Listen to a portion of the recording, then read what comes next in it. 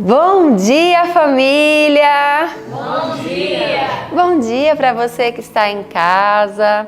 Bom dia, Benjamin. Bom dia, professora Paula. Bom dia, escola. Bom dia! Bom dia para você que está em casa. Que Deus te dê um bom dia e te acompanhe nessa manhã e que nós possamos todo dia aprender mais e mais de Deus. Amém! E para ficar mais interessante o nosso encontro, o que é que nós vamos fazer agora, Vamos orar para Benjamin? iniciar nosso culto de joelhos. Convido você que está em casa a se ajoelhar e vamos orar para que Deus possa nos encher com o Espírito Santo dele. Vamos orar? Amém!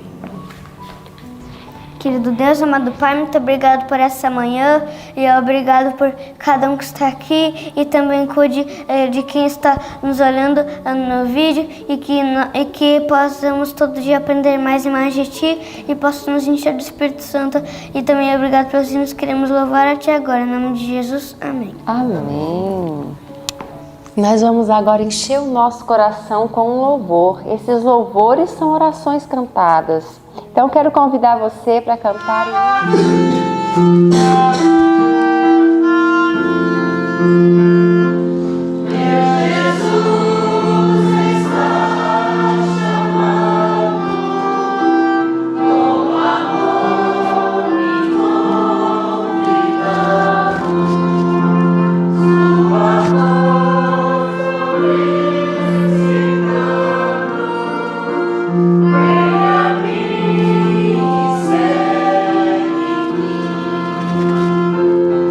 Minha cruz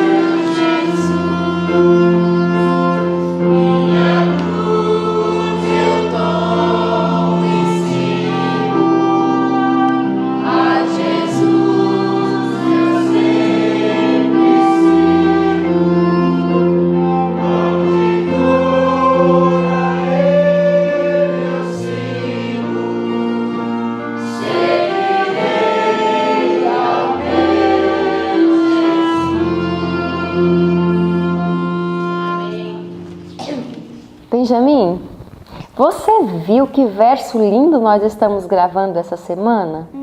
Que importante! Vamos repetir ele mais uma vez para nossos amigos que estão em casa e para nossos irmãos aqui, também para eles guardarem esse verso no coração, porque esse verso ensina que a gente precisa de uma armadura, não é? Grande, ensina bastante coisa. Então, vamos contar no 3? Conta para nós.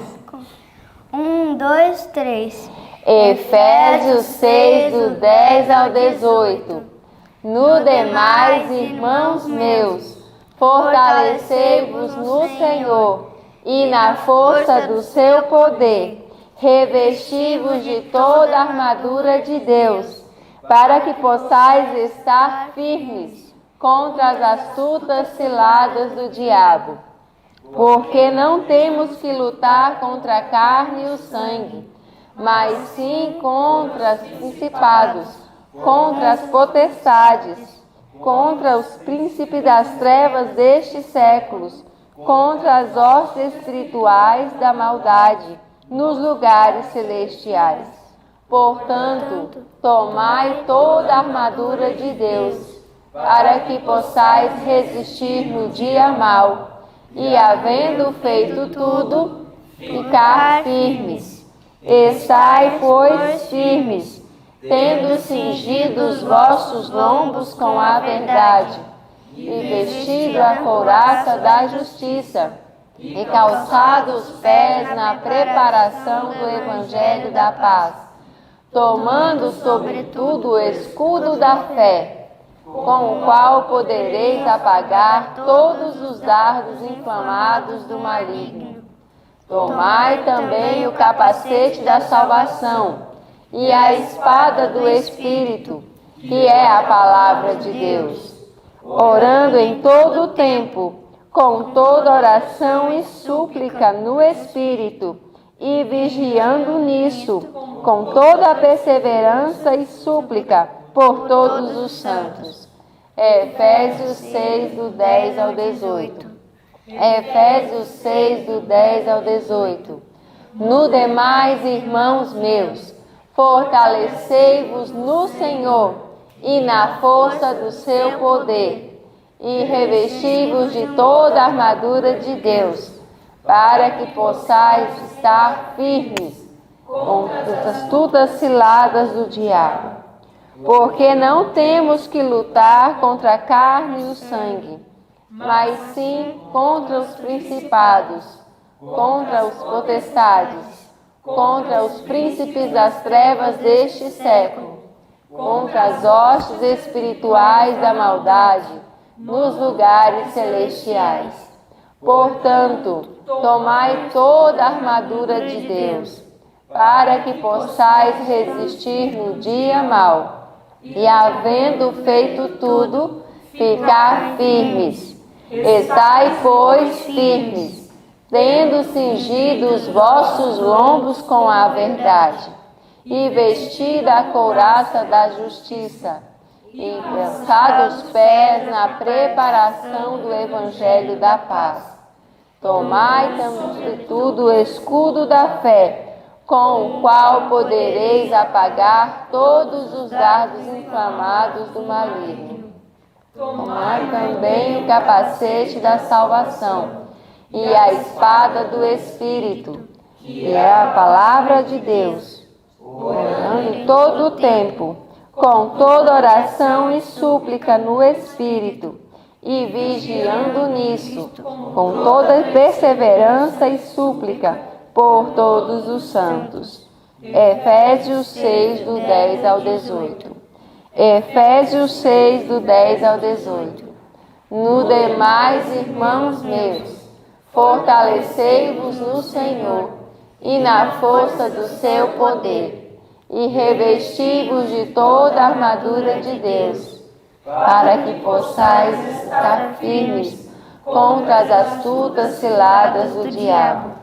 Porque não temos que lutar contra a carne e o sangue, mas sim contra os principados, contra as potestades, contra os príncipes das trevas deste século, contra as hostes espirituais da maldade nos lugares celestiais. Portanto, tomai toda a armadura de Deus, para que possais resistir no dia mau, e havendo feito tudo, ficar firmes. Estai, pois, firmes, tendo cingido os vossos lombos com a verdade, e vestindo a couraça da justiça, e calçado os pés na preparação do evangelho da paz, tomando sobretudo o escudo da fé, com o qual podereis apagar todos os dardos inflamados do maligno. Tomai também o capacete da salvação e a espada do Espírito, que é a palavra de Deus, orando todo o tempo, com toda oração e súplica no Espírito, e pesando nisso, com toda perseverança e súplica, por todos os santos. Efésios 6, do 10 ao 18. Amém! Que verso importante, não é, Benjamin? E as crianças que estão em casa podem decorar também? Claro que podem, Grande, mas podem. Muito bem! Então agora vamos dar um tchauzinho pro pessoal que está em casa. Desejar para eles o quê? O que você deseja para eles nesse dia? Eu desejo para eles que Deus acompanhe eles e que sejam enchidos do Espírito Santo. Amém! Que Deus abençoe você e que seu dia seja iluminado. Muito bem, agora nós estávamos ansiosas por esse momento, né? Compartilhar a palavra de Deus, que coisa maravilhosa. E compartilhar o que estudamos durante essa madrugada, que estava lá no livro de Isaías, né? Capítulo 50 e o capítulo 51. Prêmio para a nossa vida, né? Estamos no capítulo 14. Achamos o Messias. Você achou o Messias nessa madrugada? Sim. Como é bom encontrar o Messias, né? E nós vamos então compartilhar um pouquinho do que estudamos aqui no livro de Isaías. Capítulo 50, qual é o título aí do seu capítulo? Exortações do servo do Senhor. Opa, que servo será esse que Isaías está falando? Primeiro, Isaías vem trazendo aqui nesse capítulo uma figura de linguagem. Deus vem fazendo algumas perguntas para fazer o povo de Israel pensar. Eu repudiei vocês?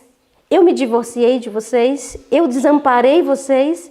Na realidade, Deus está dizendo, vocês se venderam, vocês mesmos se repudiaram através das iniquidades e das suas transgressões. Vocês mesmos se apartaram de mim. Eu, como esposo, permaneci fiel, mas vocês, como esposa, não. Vocês foram infiéis e me abandonaram e ainda dizem que eu abandonei. Então Deus vem trazendo uma figura de linguagem para fazer o povo de Israel pensar. E a partir do verso 4 até o verso 7, vem trazendo uma referência de Jesus. Não é isso? Olha só o que os versos 4 em diante diz. O Senhor Deus me deu língua de eruditos, para que eu saiba dizer boa palavra ao cansado. Ele me desperta de todas as manhãs, desperta-me o ouvido para que eu ouça como os eruditos. Essa era a obra de Jesus, dar a boa palavra ao que estava cansado, né? O discernimento que Jesus tinha de saber dar o alento. E aí ele vai dizendo mais para frente, no verso 6, por exemplo, ele diz assim, ó, ofereci as costas aos que me feriam as faces, aos que me arrancavam os cabelos, não escondi o rosto aos que me afrontavam e me cuspiam, porque o Senhor Deus me ajudou, pelo que não me senti envergonhado. Por isso fiz o meu rosto como um seixo e sei que não serei envergonhado. Foi justamente esse tipo de situação que Jesus passou, né? Que Jesus enfrentou por cada um de nós. E no capítulo 51, vem falando sobre o consolo para Sião, porque Deus havia prometido restauração, reavivamento. E esse capítulo é muito lindo, eu achei lindo o verso 3 que diz assim, porque o Senhor consolará Sião, consolará todos os seus lugares assolados e fará o seu deserto como o Éden e a sua solidão como o jardim do Senhor. Gozo e alegria se achará nela, ação de graças, a voz de melodia. Que lindo, né? E a certeza que Deus dá para o povo de Israel de que ele fará isso, ele faz o povo olhar para o passado. Porque ele diz assim, ó, lembra de onde eu tirei vocês? De Abraão, que não tinha filho nenhum. E eu fiz dele tão abençoado, multipliquei, olha aí, a quantidade que vocês se tornaram. E aí ele começa a relembrar o povo de Israel de todos os feitos do passado. E fala, olha, se eu cuidei de vocês no passado, vocês acham que eu não vou cuidar de vocês no futuro? Sim. Então, Deus traz... Abrir o mar para vocês. Exatamente isso. E eu queria ressaltar o verso 14, porque o verso 14 está relacionado ao povo de Israel, mas é uma promessa para nós também. E sabe uma das coisas que Deus tem me colocado na cabeça? É que nós precisamos decorar textos que no tempo do fim nós precisaremos relembrar deles. Textos que nos darão força para continuar. E eu acredito que o verso 14 é um desses textos, porque diz assim, ó, o exilado cativo depressa será libertado, lá não morrerá, lá não descerá à sepultura, o seu pão não lhe faltará. Amém. Essa é uma promessa e uma certeza que o Senhor Deus nos dá. E esse é um texto que a senhora White vai usar ali no grande conflito, quando vai falar justamente para o tempo da perseguição. Ela coloca esse texto ali. Então é importante nós decorarmos textos como esse, para que a nossa fé esteja fundamentada nas promessas de Deus. Amém. E a gente não perca a força e a fé que necessitamos para enfrentar as lutas e as tribulações. Não é isso? Amém. E passando, Paulinha, rapidamente, porque eu sei que nós estamos ansiosos para falar do capítulo 14, passando rapidamente para o livro de João. É interessante a gente pensar uma coisa, sabe, Paulinha? Quando Mateus escreveu o seu evangelho, ele pensou nos judeus. Ele escreveu para um público judaico. Tanto que ele começa o livro dele, o evangelho dele, trazendo a genealogia de Jesus de Adão, de Abraão. Agora, quando Marcos escreve, ele escreve apresentando Jesus como um homem de ação. Você vai ver que o livro de Marcos é um livro onde se fala muito dos milagres de Jesus.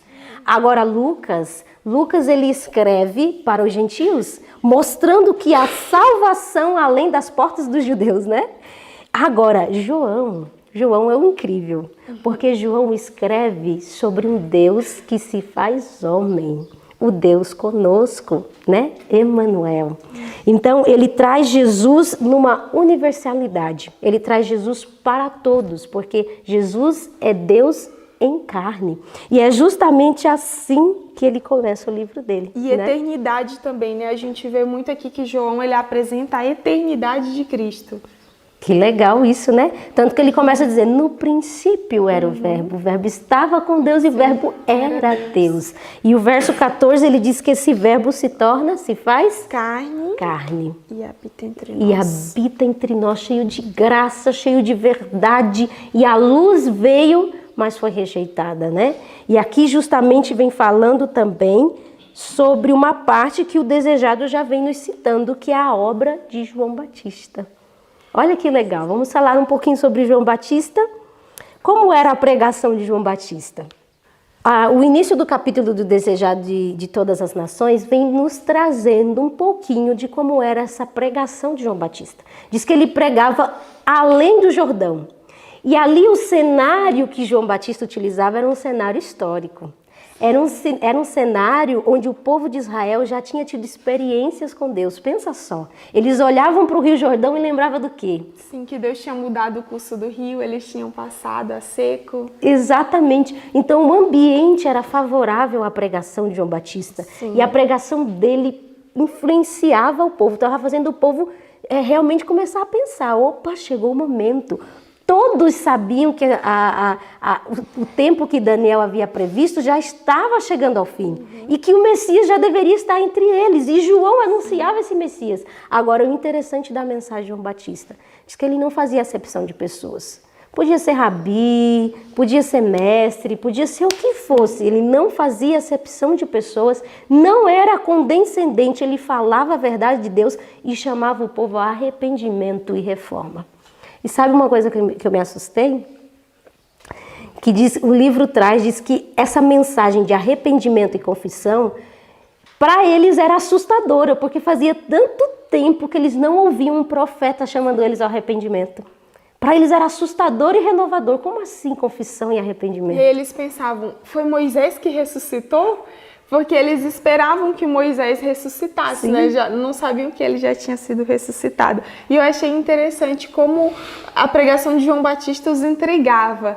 E eles exatamente não sabiam quem era João Batista, não é isso? Eles ficavam, mas quem é esse? É Moisés que ressuscitou, como você falou, é Elias? Quem é o Messias? E aí é justamente nesse momento que eles mandam os levitas, os sacerdotes, e até João. Vai lá, pergunta para ele, quem é você? Eu achei tão interessante essa conversa, porque diz que João Batista estava lá pregando, né? E a multidão ao redor. Aí chega o Sinédrio, a representação do Sinédrio. Todos pomposos, né, bem vestidos, com um ar de superioridade, aquela coisa toda. Diz que quando eles vão chegando, o povo chega, faz o quê? Se afasta, né? Com licença, que os importantes estão chegando. E João Batista lá, na sua simplicidade e na sua humildade. E aí eles perguntam, tu és o Cristo? João Batista responde, não. Não dá muita satisfação. Não sou não. Então tu és Elias? Não. Profeta? Não. Conversa interessante, né? João Batista não dá muita explicação. Diz, então fala quem tu és, porque a gente tinha que responder a quem nos mandou. Ele disse, eu sou a voz que clama do deserto. Que lindo. João Batista era um tipo de pessoa que entendia a sua posição. Entendia o lugar dele e cumpria a missão dele com muita alegria. E anunciava quem? O Messias. E o que uma coisa espetacular. Aí ele diz assim, por que você batiza então se você não é o Messias? Com que direito você faz isso? Fala, ó, eu batizo com água, mas o que vem, que é maior do que eu, batizará com o Espírito. Aí ele fala, eu digo, ele já está no meio de vós. Aí todo mundo, cadê? Cadê ele? Onde estava esse Messias que não se mostrava? E que triste realidade é essa deles, né? O Messias estava entre eles, porém eles não o reconheceram, porém eles não o divisaram, não acharam o Messias, conforme o tema do estudo de hoje. E muitas vezes a gente corre o risco também de não encontrar Jesus em no local onde a gente está, ou até mesmo dentro da igreja. Às vezes Cristo pode se manifestar de maneira surpreendente, como estava ali no meio deles, mas não ser percebido por nós. Isso depende muito da sensibilidade espiritual que tem. E o parágrafo começa na página 136, é o primeiro parágrafo. Muitos do que se achavam, é o início do parágrafo. Diz, muitos do que se achavam reunidos no Jordão haviam estado presentes quando do batismo de Jesus. O sinal dado, porém, não fora manifesto senão a poucos dentre deles. Durante os precedentes meses do ministério do Batistas, muitos se tinham recusado a atender o chamado ao arrependimento. Haviam assim endurecido o coração e entenebrecido o entendimento. Quando o céu deu testemunho de Jesus no seu batismo, não o perceberam.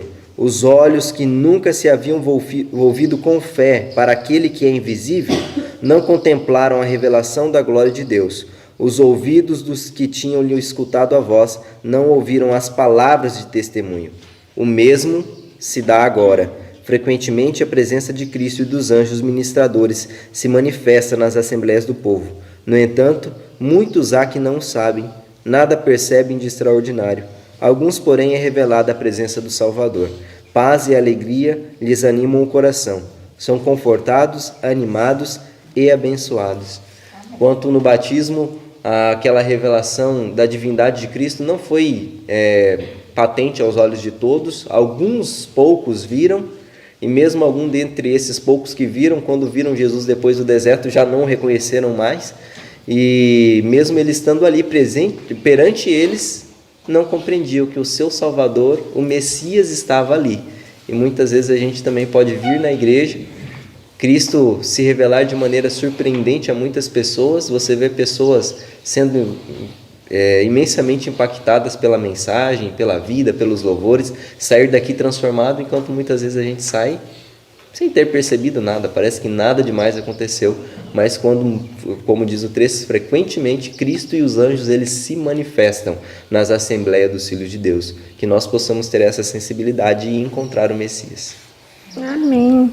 Eu achei interessante o que fala aqui, como que era esse Messias, porque ele estava ali no meio da multidão e nem João Batista, não a princípio, não tinha visto diferença, porque diz aqui, no meu livro está na página 137, mas o capítulo é que começa, era esse o Cristo?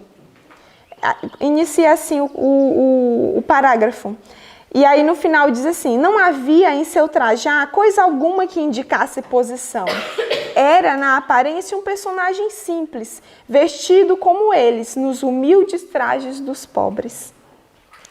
E diz que a aparência de Cristo, porque aqui ele já tinha vindo do deserto, né? Todo aquele período de jejum. Aí diz que o semblante dele já estava pálido, esgotado, emagrecido. Ninguém o reconhecera, senão o profeta João. E Deus ilumina ali João e ele vê entre aquela multidão o Messias. E eu imagino a angústia do coração do profeta, porque ele anunciava Jesus e Jesus não se manifestava.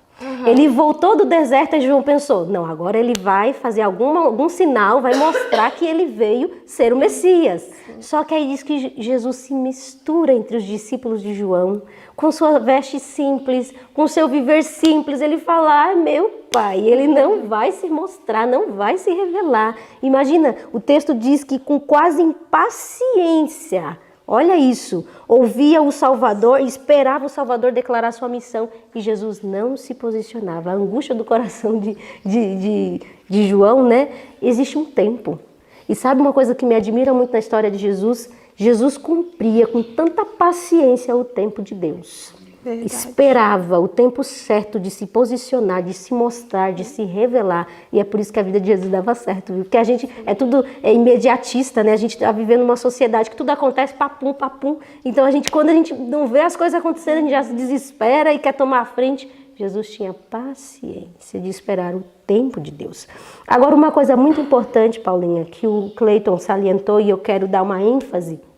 Por que não acharam o Messias se o Messias estava no meio deles?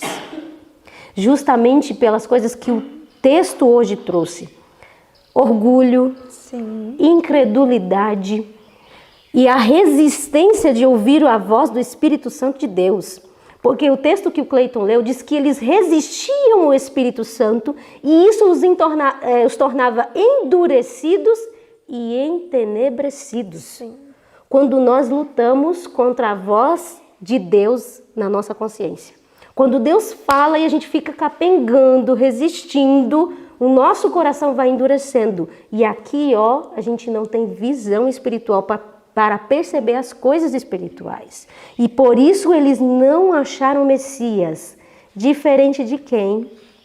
Diferente de André, João, quem mais? Felipe, Natanael, diferente desses aí, sim, que acharam o Messias. Porque um dia Jesus passava e João disse assim, eis o Cordeiro de Deus que tira o pecado do mundo. Aí André e João fez o quê? Opa, vamos seguir ele. Se ele é o Messias, bora atrás dele. E foram atrás de Jesus. E aí Jesus olha para trás e disse, o que vocês estão buscando? Diz que eles tinham uma sede. Tinham uma sede. Isso muito bonito. Aí, olha, isso é inteligente. Porque, veja só, Jesus deu um breque neles, né? Disse, o que vocês estão vindo atrás de mim? Aí eles, né, disse, eita, agora a gente vai perder a nossa oportunidade. Eles disseram, onde é que o senhor mora mesmo? Me leva para a tua casa. Eu não quero só uma entrevista rápida. Eu quero tempo com o Senhor, porque eu quero ouvir o que o Senhor tem para dizer, quero que o Senhor se revele. Eles foram muito espertos. E aí Jesus disse, vem e vê. E eles foram e ficaram com Jesus. E André ficou tão maravilhado, que ele foi atrás de quem? Do seu irmão. Do seu irmão. Que coisa linda que Jesus faz, né? Quando ele enche o nosso coração, a gente faz o quê? Opa, eu tenho que levar meu irmão, meu primo, minha prima, meu tio. Sim. Quer levar a família inteira. E às vezes a gente pensa, é família, eu não vou falar. Aqui trouxe uma coisa muito importante que eu achei interessante falar, que a gente precisa fazer apelos diretos aos nossos parentes, amigos e vizinhos. Sem aquela ideia do santo não faz milagre. Porque tem muito essa ideia, né? O santo de casa não faz milagre, mas é muito importante que os que estão perto da gente percebam que nós nos encontramos com o Salvador e que a gente tem o desejo de, vem e veja. Alguns não vão, será que é mesmo? Mas, assim como o Felipe que falou para Natanael, não foi, olha, venha e veja. Agora, que lindo. A maneira como André chega para o irmão deles assim, Pedro, nós achamos o Messias. Pensa nisso. Quanto tempo eles esperaram por isso? Foram longas décadas esperando esse anúncio. E agora eles ouvem isso. Achamos o Messias. Pedro disse, aonde? Vamos embora, cadê ele? E vai atrás de Jesus. Agora, Jesus é incrível, né? Porque Jesus olha nos olhos de Pedro e diz assim, eu sei quem tu és. Tu és Pedro. Na realidade, como é que ele diz? Para não estragar o texto. Isso. Ele diz assim, ó. Tu és Simão, filho de Jonas. Tu és Simão, filho de João. Tu serás chamado Cefas. Mas o texto, desejado de todas as nações, nos amplia essa frase. Porque diz que Jesus olha para Pedro e lê toda a história de Pedro. Quem ele é no seu caráter, no seu coração compassivo, mais impetuoso e que não pensava muito antes de falar, e pensa no momento em que Pedro errou e no momento que Pedro é crucificado, a vida inteira de Pedro passa diante dos olhos de Jesus. Ele disse, tu és Simão, filho de João, mas tu serás chamado Cefas. Que lindo é isso, a intimidade que Jesus tem conosco, de nos conhecer de maneira tão íntima. E aí Pedro se rende, né? Se rende e segue a esse Messias também. E eu achei interessante, avançando na história de Natanael, que o livro nos traz também da importância de buscar a Deus por nós mesmos. Porque Natanael, ele é aquele israelita sincero, como o próprio Jesus diz. Eis aí um israelita sincero em quem não há dolo. Porque quando... Eu não sei quem... Eu não é lembro. o Felipe. Quando Felipe vai chamar ele, fala, mas será que pode vir coisa boa de Nazaré? Só que antes disso ele já tinha ido orar e buscar a Deus ali, pedir iluminação, e aí o Espírito Santo impressiona o coração dele. E depois, quando Felipe vai conversar com ele fala, mas será que pode vir coisa boa de Nazaré? Aí ele diz, olha, vem, veja, vamos lá. E aquele homem vai em busca do Salvador, com a sede que ele tinha de encontrar de verdade o Mestre. Porque, como a gente falou, né, era a coisa mais esperada no meio de Israel. Por quanto tempo eles esperavam o libertador e agora estavam tão perto de encontrá-lo? Imagina a felicidade.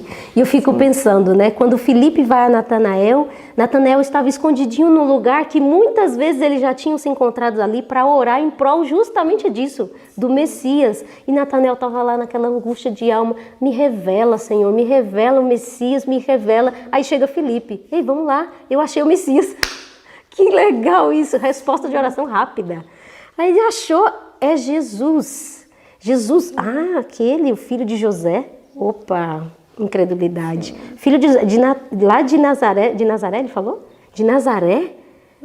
Pode vir alguma coisa boa de lá de Nazaré? Tô vendo uma mãozinha ali atrás.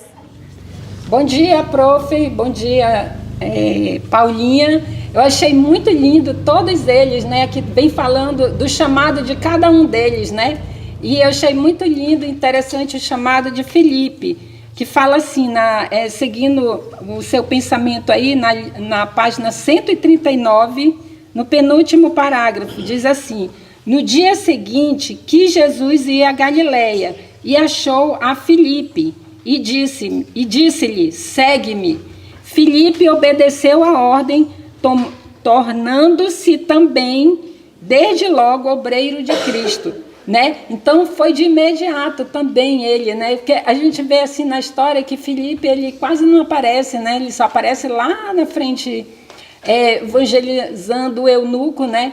Mas eu achei muito interessante porque ele logo se prontificou. Todos eles se prontificavam, não interessava o que eles estavam fazendo, né? Deus chamou cada um e eles largavam o que estavam fazendo e se colocavam à disposição do Senhor Jesus e logo queriam anunciar aquilo que eles tinham recebido, que era o Senhor Jesus, né? E assim nós também, né, Paulinha? Nós estamos alegres porque nós já vamos para o campo, né, fazer nossa missão e nós estamos muito felizes e a gente se identifica muito com cada um dos discípulos, né? Cada um com o seu chamado, com a sua peculiaridade. E a gente se identifica muito com isso e nós estamos muito felizes por esse chamado, que assim como Deus chamou ele também nos chamou e chama cada um, né? Vocês também que estão em casa também têm um chamado de fazer a obra de Deus, ou seja, através de evangelizar através de compartilhar os vídeos também, né, prof? Vai estar ajudando na obra de Deus em levar essa mensagem nesses últimos dias. Veja só, Paulinha, quando Felipe vai até Natanael, veja como nós temos que ter cuidado com o que a gente fala. Porque Natanael estava ali orando, queremos o Messias, e Felipe chega, achei o Messias. Achei aquele de quem Moisés falou. Aí ele fala assim, sabe quem é? Jesus, filho de José. Quando Felipe diz assim, achei, ele é Jesus, filho de José, diz que ele tinha uma fé vacilante, ele ainda tinha uma dúvida no ar. E essa dúvida, essa vacilação dele, deu-se que aumentou no coração de quem? De Natanael, o preconceito. Aí Natanael ficou armado. De Nazaré? E pode vir alguma coisa boa de lá?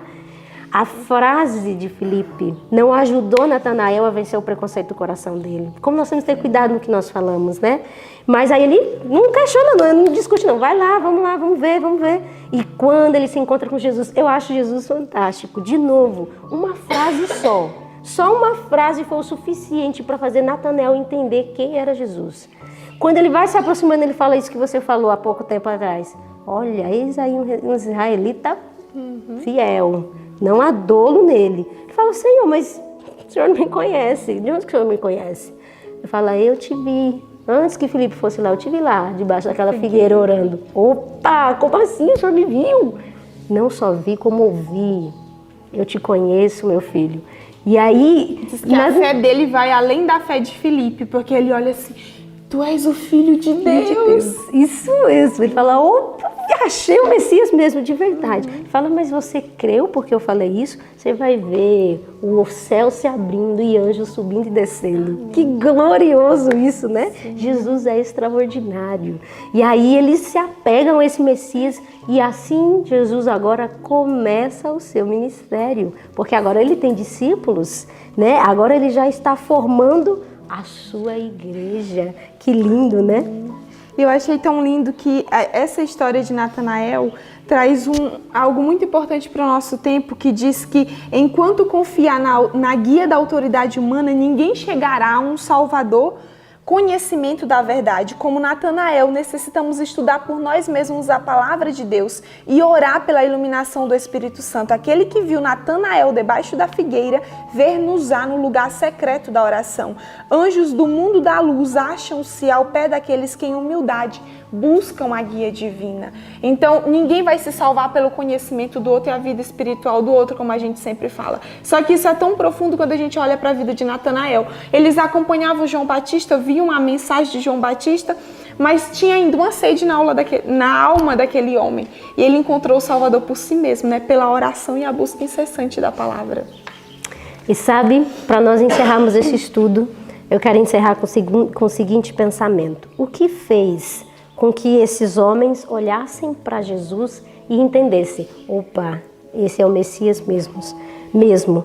Diz que na vida de Jesus se via um amor desinteressado, uma mansidão, uma humildade, que as pessoas olhavam para ele e sentiam a pureza do seu caráter e dizia, esse ser é divino. Jesus exalava isso de si. Imagina só, estar convivendo com Jesus. Devia ser algo fantástico, maravilhoso. Mas para achar o Messias tem um detalhe. Você precisa vencer o orgulho. Você precisa vencer a incredulidade. Você precisa vencer a impaciência. Porque foi assim que eles encontraram o Messias. Quando eles aprenderam a vencer isso dentro de si. Se você quer encontrar Jesus a cada manhã, quando você dobra o seu joelho, quando você abre a Bíblia, você precisa abnegar todo o seu eu, todas as suas vontades, seus pensamentos, suas ideias, e tem que deixar que Cristo agora te renove e te forme uma nova criatura. Amém. E que Ele tenha feito isso nessa manhã conosco, que Ele tenha nos mudado, né? Que Ele tenha nos transformado, porque cada vez que nos encontramos com Jesus, Ele tira um pouquinho de nós e coloca um pouquinho dele. Amém. E louvado seja Deus por isso. Amém. Senhor, nos ajude, por favor, a vencermos o nosso eu, Muitas vezes o orgulho, o preconceito, a lentidão, Senhor, em te buscar. Quantos dizem que querem o Senhor, mas não têm a mesma atitude de Natanael, de clamar, buscar, se informar. Eu sei que o Espírito Santo está desejoso de revelar o Messias para cada um, daqueles que buscam, daqueles que têm sede e fome de justiça.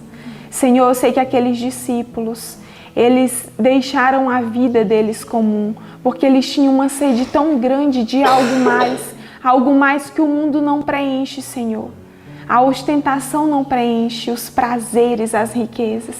Eu sei que a vida simples que o Senhor ensina e mostrou na sua própria vida é um meio para que possamos ser educados para o céu.